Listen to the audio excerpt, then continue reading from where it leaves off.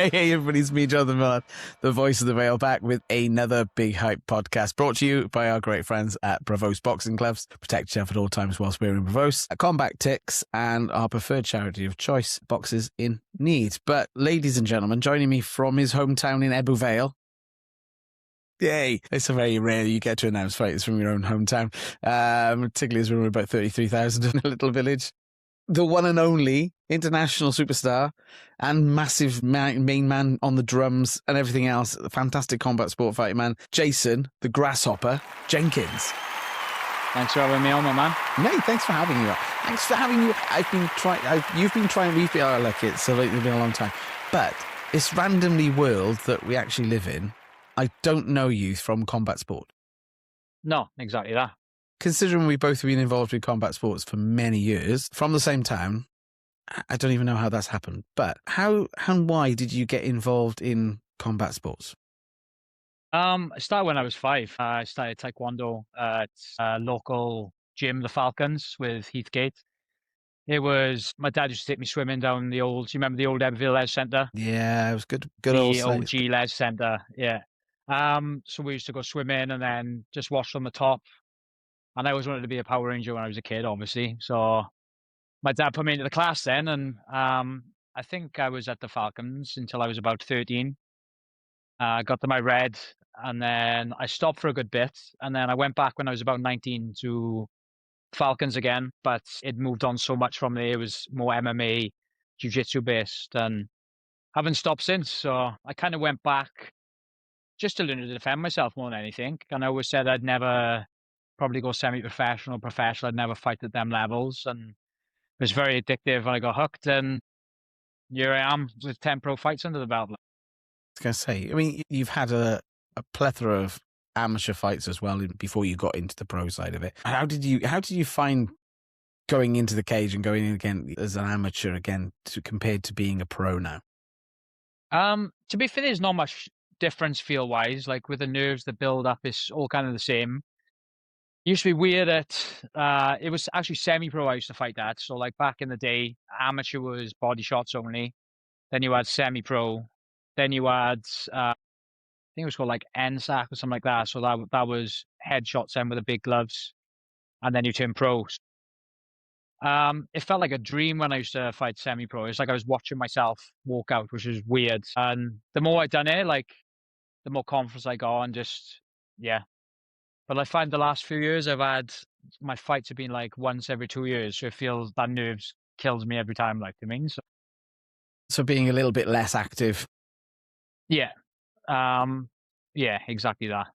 Okay. And you fought on some, on one of the UK's biggest platforms, which is Cage Warriors. Yeah. How was it fighting at Cage Warriors? How does that differ from perhaps a local show in that capacity? So obviously got quite a lot of shows in Wales and that. It's more the promotion side of it and professionalism of it all, like the lights, like the actual walkout, the backstage, like everything's got to be spot on. Whereas like the amateur shows, it's like you're probably in a rugby changing room. They give you say, "Oh, you're on in 5 minutes," and then off you go. Like, do you mean? So yeah, it was a big step up there. I think the first one was in Newport, which has been knocked down now as well, the Leisure Centre. Yeah, that was by far my favourite venue to fight in. I love Newport Leisure Centre, like, do you mean? The atmosphere there. Because it kind of was like, the way the seating was, it was like a Coliseum feel, like, do you mean? It was. I've done a couple of shows there, wrestling shows more than anything else, but I remember going to a pain pit there many, many years ago. Yeah. Again, the atmosphere, the crowd around you is, it was a different venue for that type of thing. Well, that's where most of my semi-professional career was, at Newport Leisure Centre, like, do you mean? Obviously Shaky, Richard Shaw used to run the pain pits, so I fought on most of them. Obviously they've moved on now to, was it Samurai Fight Night now? They've got Ebbw Leisure Centre, but yeah, it's been around for years. Like. Yeah, it's again great. And you mentioned a legend really within the sport. You probably hate me for saying that, but he is certainly certainly a legend in the sport. I think Shaky's mentioned training. What he's done for MMA in Wales, like, is and Jack, like, do you know what I mean? So yeah, and his shows for like the facilities and like they've gone now, it's like they've done they've done the smoke well for Wales, like, and they just give it that push for everybody else to kind of come through. Like, do you mean, especially you're like the Jackson and Brett. Yep. Yeah. So yeah. Yeah. But you fought in Ebbw Vale quite a few times on other platforms as well. Before we go into that with some of those other more up to date sort of fights, you've also boxed as well, haven't you? I have boxed, yeah. Amateurs to fight out the heads of the valleys. It was kind of like, so I come from a Taekwondo background. My legs was very handy. Well, I wouldn't say handy, but my hands wasn't as sharp as they should be. So I pushed myself into boxing just to progress, and then ended up having a few boxing matches. I fought for the Welsh title, which I should have won, but they stopped the fight because I had a nosebleed, which I thought was pathetic. Like, to me, I was beating the boy, and they're very strict in boxing. I laugh because actually, now I used to be in the amateurs, as you know, and being a judge and a referee in that capacity, we do take that very seriously, and I don't mean that disrespectfully. I mean sometimes, but if it is just a nosebleed, it wasn't bad, like, to me. And they made me bick shave before the fight as well because I have a bit of stubble. So that I was like, it was a bit weird, like, to me. So well, yeah. I mean, again, the rules have changed. They're a little bit more lax now than you can exactly. Have a little bit of stubble. There used to be a lot of thing around, clean, clean shaven, and that was the way that we had to do it. So yeah, okay, I get that. Yeah, so training the hands at Heads of the Valley. I mean, again, for me as a local boy, I know them very well. I know Mel very well. I know the team there as well, and obviously they've got Dylan Hayward boxing out of there as well. Yeah, exactly. As a pro as well. I mean, they're developing as well. And then you boxed on, fought on Cage Warriors a couple of times. And then I think there's a bit of me that thinks I've announced you, and there's a bit of me that thinks I haven't. But I'm not 100% sure because I used to do a little bit with GIF and with Celtic Pride and his promotion Stand Up War. So there's a bit of me that thinks that I announced you, but I'm not 100% sure I have. I've only fought in Stand Up War once. I can't remember who the MC was. It was a different guy. It definitely wasn't you. I remembered you. Thanks. I don't know if that's a good thing or a bad thing, but yeah. So you fought on at the end. Was that the same discipline, or did you try and change? That was over to something else. That was K1. That was. So I've had another K1 fight prior to that. Paul Sutherland show up in, I think it was Gloucester, Ultimate Impact. So that was my second K1 fight there. It was just after COVID, so I wanted to do something. So that came up. And I went. So out of all of the disciplines you've had a go at and been quite successful in, in the pro MMA side of it as well, which one have you enjoyed the most? Which one is the one that actually, if I had to have another fight now tomorrow, that is what I would want to fight at? 100% MMA. Always MMA. Yeah, I love it. Why MMA? I don't know. I just think it's more. I like the small gloves, and you've just got so many different options, like different ways to finish the fight. Like you got your stand up, your ground, everything. Whereas the other disciplines are like it's just focused on that. I just like you've got to be good everywhere. Yeah, just excites me. Like, to me. If it was one thing you'd have to say someone who's perhaps not watched an MMA fight and know anything about it, what's the one thing you tell them about MMA that got you or would get them excited to come on and watch you? Just how exciting the fights can be. See, a lot of people watch it sometimes. They don't understand the grappling aspects of it. So they'd be like, what are these guys doing? They're again on the floor. But there's a guy I started PTing and I was done jiu-jitsu with him. So now he watches the UFC. You've always watched it, but now he's got a better understanding. And like, if we're watching it again, he'd be like, oh, he's doing that move. So it kind of excites him more. So I would say just, if you're going to watch, like try and get an understanding of it first. But some people just they think it's brutal and they enjoy it. But I don't think it's as brutal as some people think. Like, I think boxing is a lot more dangerous in the aspect of if you get knocked down in MMA, the fight stops. If you get knocked down in boxing, you get a 10 count. If you get up, you carry on fighting with a concussion, which is dangerous. Because MMA would be done like. Yeah. Again, I suppose there's different aspects of what they believe is to be the main point of that. I'm not going to get into the technicality of it, but yeah, I understand where you're coming from. It obviously, to be honest with you, I've been doing more boxing recently, and I was actually out in Rome a couple of weeks back doing. I've seen you at Rome. Yeah, it was nice. I was doing an MMA show and I had to sort of jog my memory. I was going, yeah, hang on, I need to remember what now. So guillotines, rear naked chicks, arm bars. I was like, there's a lot more to remember and a lot more. Yeah, I was like, exactly. I had to sort of sit there for a couple of seconds and just go, hang on, right. I've got, if I don't make the right call, and particularly in dealing with an Italian judging team. Well, the English was perfect, but I just, you know, when you're in a cage and you got people, lots of crowd shouting and cheering, sometimes you don't always catch what they say. So, but luckily, touch wood, didn't make any mistakes. So that's the main. But it is. I'll agree with you. Boxing is, for me, a little bit more. Yeah, you know, it's well, actually, he's been knocked down 10 count. Okay, he's up in 9. Should we carry on? Or yeah, we carry on. Okay. Whereas you are right. You know, MMA is that sort of side of it as well. But you know, again, each to their own, I suppose, in that respect. But yeah, it's good. It's good if you have a good knowledge of it. Better than when I used to watch it on the. Do you used to watch it on Bravo as well? No, I never watched it on Bravo. Never watched it on Bravo. That's when I got into the UFC and I was like, okay, I've got Chuck Liddell's and a glove signed up there and Randy Couture glove signed up there as well. And I was like, you know, there's things like that. You think, oh, you know, they were legends in the sport when I started watching it, but then I drifted away into the boxing realm. Into that, but I was able to do some really good shows for other companies, and one of the companies you fought on as well, I think, which is FCC up in Bolton and Liverpool area. I was meant to fight on FCC. Did you get that fight? The guy pulled out of the fight, like, so it never went. It never happened. Never happened. And I was thought, but I wouldn't mind getting back on FCC. It looks like a good show to get on. Like, Adam Tay, make it happen, Adam, make it happen. Yeah. Because, yeah.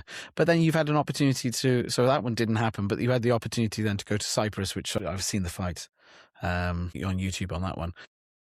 Tell us about going abroad and how it feels to travel and fight abroad. So I actually fought in Greece before that on the same promotion. Sorry, I missed that one. It was my first one back in, I think, 3 years. I fought an Albanian prospect. So it was a crazy fight. But yeah, the experience was MCP as well as a promotion. It was brilliant promotion. Wayne came out with me as well. Wayne's Samways from the mat. And we just had a cracking time. But then the Cyprus one then, that was, honestly, I don't think you get that treatment sometimes in the UFC. Like the way they looked after us. It was in like a 5-star casino resort. Your flights are paid for, your food, anything you used, they'd refill, or like you was just catered for the whole time he was there. And professional show. Yeah, that's been my peak of my MMA career so far. Like, I absolutely loved it. So it's twice you've been on the MCP show. Yeah, one in Greece, one in Cyprus. Cyprus, right? Sorry, my bad. I've looked at those and I just assumed they were the same place. So my bad on that one. All good. But yeah, so traveling abroad, is that different then? Do you do a different thing? Like, you know, you're training all the time, Jason. I know that, and you know, it's just. But do you do something different? Is there a different thing? I mean, you said the facilities were fantastic. Is there a difference that you have to do yourself to come through that? To be fair, because like we was flying out on fight week. So your fight week as a pro is quite chilled anyway. You're mostly resting and just, it's more like weight management then rather than like a training itself. So they had like an area there you could go to have a move around and that. And the cage was up pretty early on from the Cyprus card, so we could go and jump in the cage to have a move around. Nothing's really different. Obviously, like the first time I went flying out and things like that, I flew out to Greece the first time on my own first. And then when Wayne met me out there, so was kind of out there doing it all on my own, but like I love new experiences now anyway. So I was like just taking it on board and just taking it in, like, so. But yeah, not much difference then. Fight week is still cut weight. You get your nerves go in, have a scrap, like, I mean, so. Just have a scrap. Just lay back and have a scrap. I love it. But this is one side of you. This is the one side that I actually didn't really know an awful lot about, because as I say, shapes in the night, passing around, moving around in similar fields, but different angles. But we came across each other at a music festival in Abergavenny about a year ago. Was it a year ago? Was it 2? Yeah, it's about a year ago, yeah. About a year ago. Yeah, it was last year. Yeah. It was last year when you're actually one of the best drummers I've seen in the band. My man. For a long time. Your music career is something that's completely nutty. How do we marry these two up? I don't know, but you seem to do it, and you're in that. It all seems to come together in you, Jason. So you're the drummer, lead drummer, the main drummer, the only drummer. I sound like Donald Trump when I say things like that. The ear of cancel the transmission. But That's the one. this wasn't. This is the band you're with now, but it wasn't always Yeah. the band you were with, was it? No, I've been with several different bands. Like, it's been covers mostly for me over the years, Okay. which I kind of regret now. I wish I kind of had a crack at the original scene earlier on. Whereas Cancel, we play covers, but our main interest is our own songs, writing songs and getting them out there. Actually in the studio now in 3 weeks, so I'm buzzing for that, like, I mean. So yeah, Thank you. more bangers on the way. I got to say, because the set you delivered, it was on a smallish stage, and it was kind of away from the main. I feel that actually you probably should have been on the main, because I think the music, the energy you bring, your hand twiddling and drumstick waving and whatever else, it brings people and eyes onto that stage. I think during the day you probably had the most people there in front of the stage to listen to you. You've got a good fan base as well, growing with you as well, coming along and following you as well. So describe the sort of music that your band sort of produces, is always producing. Can you give us a little bit of it, what we can expect from the new album? So I think the old album is more like a classically rock type feel. We just brought 2 songs out last year, Light the Fire and Gotta Get Away. They're a bit more emo rock, more modern, but the few we got coming out now are a lot heavier, more like Nickelback type riffs, and obviously got like Justin Crowe then with his harmonies and his vocals. It suits perfect, like, to me. So, but yeah, like you said, it's a fucking hard scene, the original scene. It's hard to get over how we play onto social media for people to see, because when people usually see us live, they're like, "Oh, this is brilliant." But to try and get that over onto social media and then get gigs from that, it's really tough. Because obviously you got like me with the drumming, with the spinning the sticks and all that. Jack lights his head on fire, his cowboy hat. Yeah, you did that. There's always something going on, and like I think the music is good as well.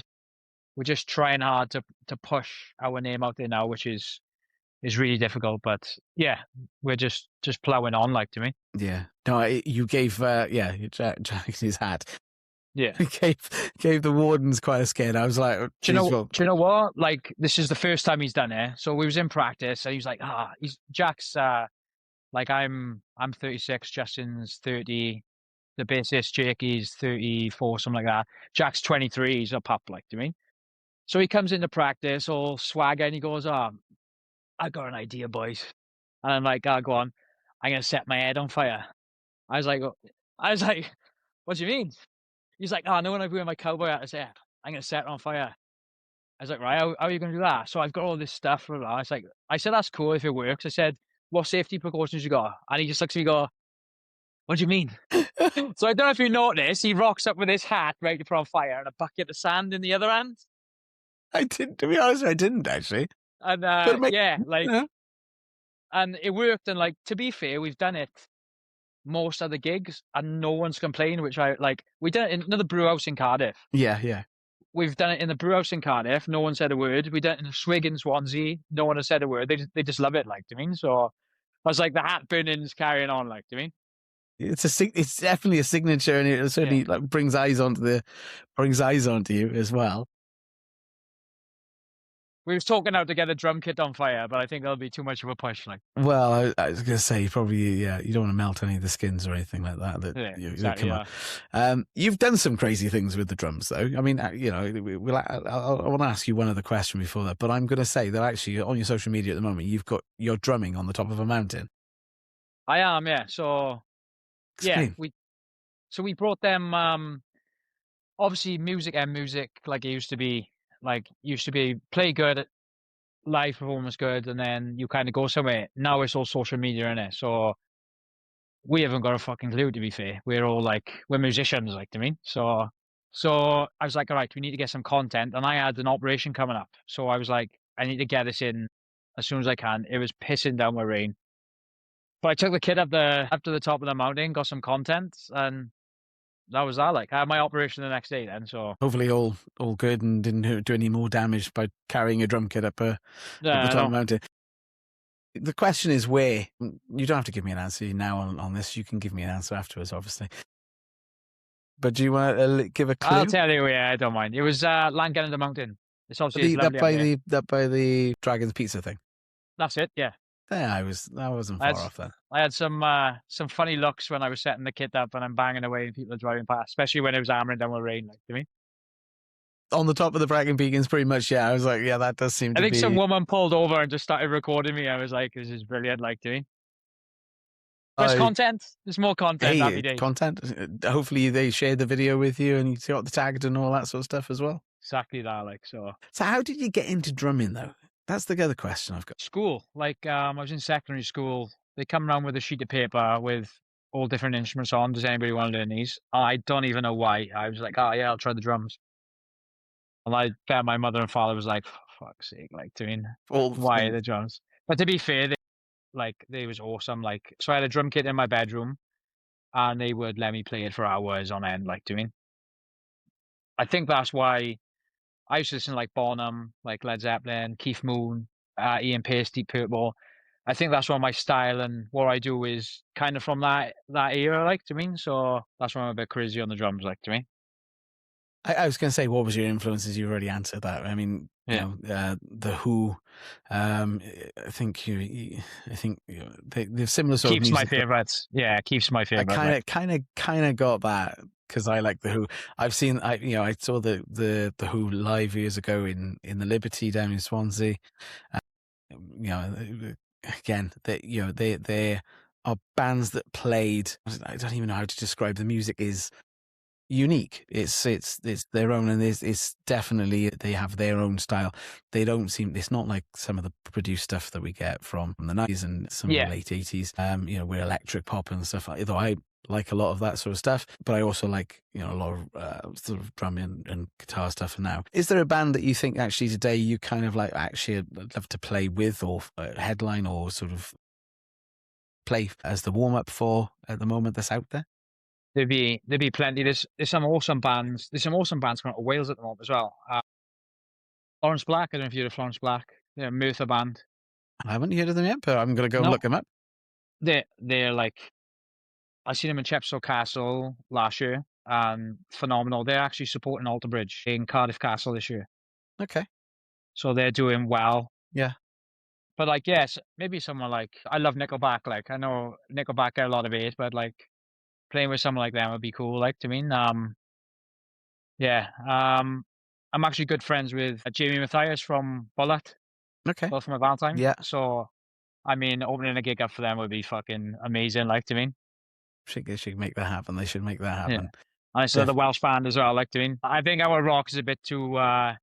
It's not as heavy as to open for someone like Bullet. So it'd be cool for sure. It doesn't always have to match. It doesn't always have to match. That's what I'm saying. This is like I say. I mean, you don't have to match up completely as long as people appreciate it. And actually, a lot of people find new music.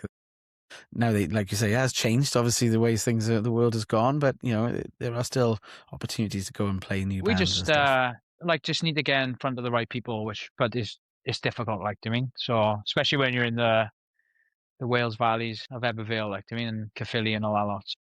Well, I love my valley, I love my town, and but there is a world beyond the valley lines, beyond the hillsides as we look up. Sometimes we forget that, and I mean the opportunities are there. We just got to sometimes go and find them. That's the only problem. Exactly where we live, which is not a problem. Hopefully, we can find that new way out, and people will find us hopefully as well. So that's always a positive. Exactly that. What's happening in 2026 for you then?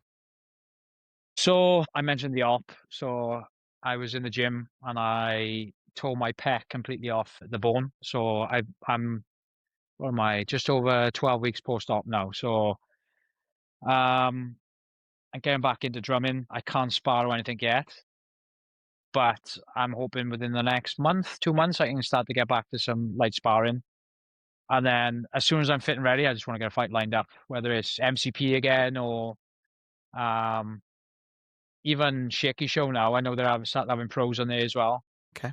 Okay. But like, yeah, I just I'm 30, I'm 37 next month, so I mean, I haven't got long left with it, but I still feel fit and good with it. So I just want to until the wheels fall off, like I mean. But I think something with my career, obviously injuries, I've had ACL reconstruction, all that, but like I think I shied away from fighting more for ego, kind of scared to lose. I don't care about getting hurt but I used to shy away from fights because I think I went on a skid at one point with Cage Warriors and that, and then I was like, like I don't want to be even more negative in my record, so I should have been fighting more and just regardless of the record, like so I just want to try and get as much as I can in now while I can, like, do you mean? So Yeah, I mean, I mean, I've looked back over your record. There is a bit of a gap, isn't there, between? I mean, I know we had COVID, but 2019 was the one, and then the next one was 2022, and that's I suppose that's a little regret that you've got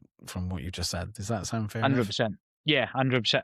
I think back now and like I do, and regret's horrible. Every is regret, and I wish I could change it, but it is what it is now, and like just gotta make up for it now, like, do you mean? So Yeah. So hopefully, I mean, obviously, you mentioned MCP earlier. Again, maybe they'll reach out to you. As you said, Shaky's doing shows in the valleys here. Great show as well in Ebervale Leisure Centre. yeah, just good job there. And there's obviously other opportunities. We've already mentioned FCC. There's a couple of others. There's one show that I've got on my head that I want to get to. So what Brett just fought on is it Wow Wow Wow, Ilia Taporia's show in Spain. That'd be a dream, like, do you mean? So I don't know, Yaya McKenzie, he's fought on there as well. Scott Pedson's got a fight coming up on there at the moment. So that Seems would to be one to watch. yeah, that'd be a dream. Like it's massive. It's a massive show, and like obviously Ilya as well, how well he's doing. And as an MMA fighter, he's the perfect MMA fighter. So to fight on his show would be sick, like, doing. Yeah. So yeah, that sounds cool, man. So fingers crossed that hopefully this year we'll get back in the cage. it's happening. There's no doubt about it. I'm getting back in the cage. I love the see, he's like, yeah, I'm on it. New music coming out. And a record deal. That's what we want as well. Put that down on the list. Record deal. Sony, Universal, whoever. I don't even know what's going on. Oh, hello. Who's he? You want to say hello, Rosa? Say hello. It's Mikey. Hi, My Mikey. main man. He's awesome. He's awesome. If you're not watching, go watch this on the YouTube channel as well, because he's awesome. Just popped in to say hello. Fantastic. So how do people get involved? How do people follow the journey? What do they need to do to get involved? So socials, Instagram, I'm quite active on Instagram. So socials is Jenks Hopper. So at Jenks Hopper. If you're interested in the band stuff, at Cancel the Transmission UK. I'm on Facebook and that, but it's mainly Instagram and can them on these days. So everything what I'm doing is kind of on there, like, doing. So yeah, that's the way forward. We have a closing tradition on the podcast, though, which is my final round. So it's an either-or questionnaire. It's not too difficult. I'm just ready. If you're ready, Jason. Go for it. So, Jason, Grasshopper Jenkins, your final round. Seconds out. Southpaw or orthodox? Southpaw. Headshots or body shots? Headshots. Train alone or with a partner? Train alone. Early bird, night owl? Night owl. Heavy bag, speed bag, no bag? No bag. Underdog or favourite? Underdog. In the gym or out amongst the trees? In the gym. Short, powerful punches or long and technical game? Long and technical. Fight dirty or fight clean? Fight clean. Loud crowd, quiet atmosphere? Loud crowd. Always. Quick knockout or strategic win? Okay. Quick TKO, that'll do. Tap out, whatever. That's fine. A hypothetical question, because it may never happen, but AJ or Fury? Fury. Jason, thank you so much for coming on the Big Hype podcast. I'm not going to even get into that one. I've tried. Do you know what? It's just, yeah, I've been down that road quite a few times on these podcasts, and every time I say it, I know, it's like every time I say it now, I'm like, I don't actually know. I really don't. But one thing I do know is that the fans would win, and we would get the fight that we've all wanted for a long, long time. However, exactly that. I have no idea whether this is ever going to happen at all. I don't think it's going to. Particularly as the news has come out a couple of months earlier this month. You know, it's sad events happened, and well, we'll never know, like we say.